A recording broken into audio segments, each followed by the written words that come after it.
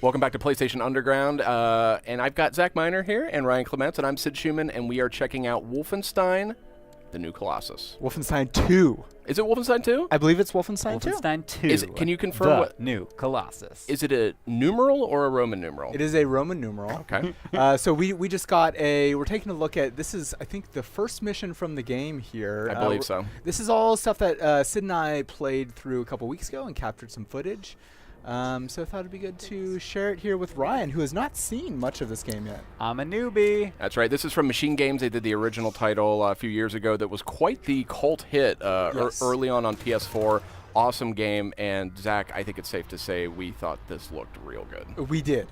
We started off there, and you saw just kind of the like the difficulty selection screen, which, you know, it's a difficulty selection screen. Obviously, there's a great heritage in the Wolfenstein games of that, but I feel like it sets the tone of this game just quite well right off the top. It does, and you know what else sets the tone well is the fact that you're fighting in a wheelchair right now. It sure. It's true. This is me, by the way, isn't it? I'm pretty sure. I think that this is you. I think this is you. I loved the warning shot at the beginning. You're like, I don't know if that guy's all the way down. He's down.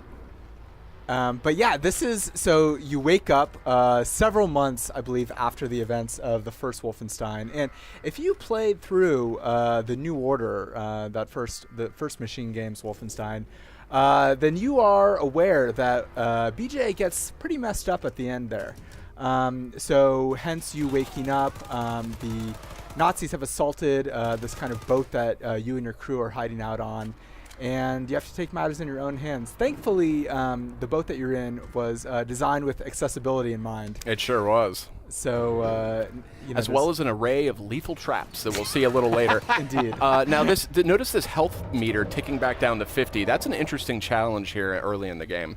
Right, exactly. So, you know, you're obviously your full array of BJ abilities are not quite there yet. So you can overcharge your health, but it's always going to fall back to 50. It's a little bit difficult. It's tough, yeah, and this is really just an interesting sequence in this game because the physicality, you're sort of traversing through this environment. You remarked after we played, Zach, that just the feeling of you know, like at one point you fall out of the chair and you're like clambering back into it. It's really well-made game. I don't know any other way to put it. Definitely. And it looks gorgeous, too. I mean, the first games, both the New Order and also the downloadable campaign were both gorgeous. But indeed, I think they're going along with that tradition. Machine Games, incredible mechanics, incredible shooting mechanics, but also great storytellers. Yes, great storytellers. The writing in just kind of the small chunks that we saw was really impressive, as were the performances. You know, this is kind of one of the I heard you giggling. What is going on? I remember we both were playing at the same time, Zach and I heard him giggle when that happened, and I was like, yeah, I giggled. What just happened to those guys? It's like a microwave oven Holy trap. Smokes. Yeah. I hope they have a lot of warning signs put up in place. For the bad guys? Yeah, well, you know, just for staff of the boat. I mean, right? You don't want someone to accidentally wander in there on their lunch break. Well, I think this guy's telling us about how he's rigged this whole place up with a bunch of these to keep those mean Nazis from taking over. So we're going to learn a little bit more about all of that in just a minute. Do we know this character from the original games? Yes. The gentleman with glasses? Okay. Look at that. It's awesome. Oh. Terrible. So, there's definitely a dark sense of humor at work in these games. You think so? I think so. Just maybe a touch. Here we go. Just a light sense of humor. Now, just details I love. Look at the delicate lattice work of blood splattered on the knees and on the forearms there. Oh, yeah. I mean, little details like that really go a long way. Now, careful. No.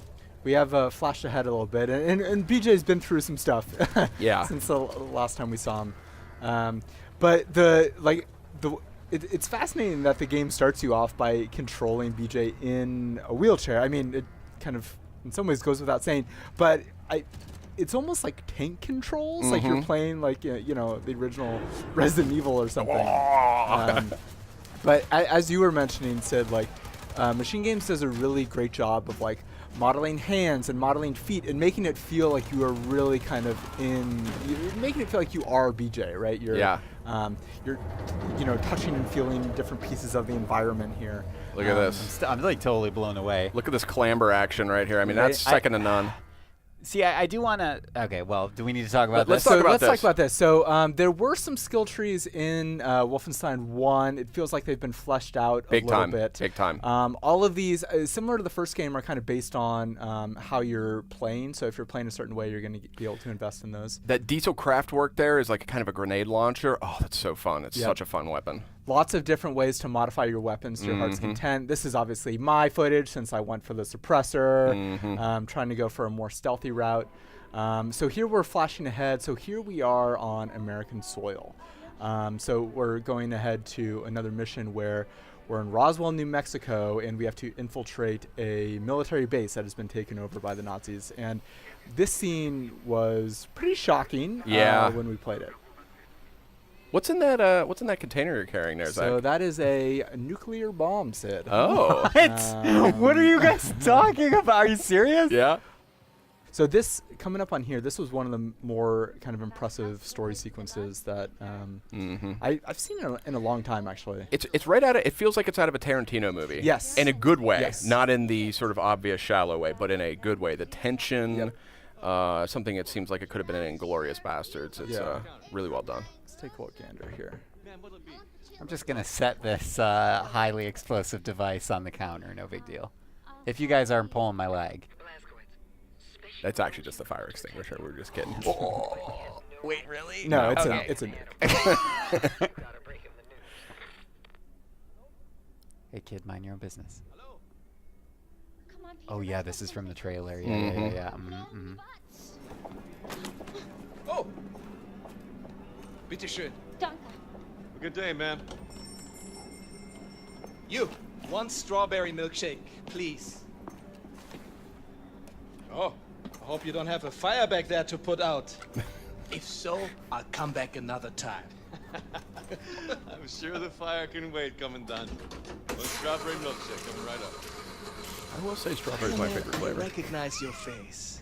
I like a little mix. Very Aryan face it is too. Ooh. Notice how the TV in the you back on a is Station now 1? shifted. Oh There man, you come, Doc. I did not notice Oh, that. vielen Dank. So that's your face on all those posters on that TV. Now you, show me your identification papers, please. No. You just book it out of the Clonk him on the head with that fire Pull the extinguisher. pin on it. Yeah. I love strawberry milkshake. It's perhaps my favorite American thing. So simple. Just milk and ice cream. The rest of the menu, however, I think you will need to address. I think it needs to be more German. Yes. Tell me, are you from here, John Smith? Huh? I read here that you operate out of Station 6. What is the location of Station 6? I'm unfamiliar with this station. So am I. You know, I think this guy might be a Nazi. Speak up. Kommandant, Sie werden vom Oberkommando verlangt. War das nicht Zeit? Trink grad noch meine Erdbeermilch. Leider nicht, Kommandant. Das Oberkommando verlangt, Sie umgehend zu sehen. He drank that way too fast. It's not healthy. In Ordnung. Major brain freeze. Willkommen. Yeah. You should just pass out.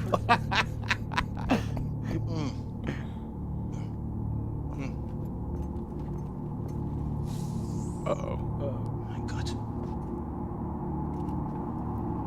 Oh mein Gott, das bist du. Das bist du. Last one, shut the fucking front door! Intense. So, man, I was captivated. Oh, yeah, absolutely. Now we're jumping ahead to kind of a train that's connected to this military bunker that we had to jump in, and this is kind of one of the bigger combat sequences that we played here. This is myself playing, and if you played the, as you can tell from the stealthy nature, I was gonna say to the twitchy movement of the camera compared Sure. to Sid's slow, methodical approach. well, you know, there are times for both of those. You're going to notice right off the bat, if you played the first game, that signal detected at the top of your screen there. Once again, there's kind of this mechanic where there are commanders that will turn on the alarm, or oops, was a little bit low on my hatchet throw there.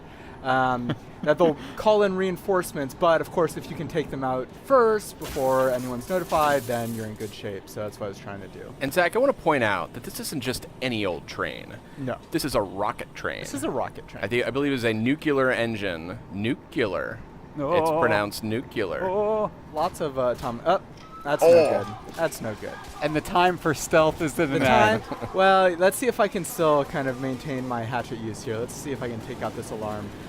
This, unfortunately, it perhaps is not shown the best here, but the level design on this train was astonishing. Like you're seeing essentially kind of one lane that you can go through on this, but you can climb underneath the train. There we go. That's no more alarm from you.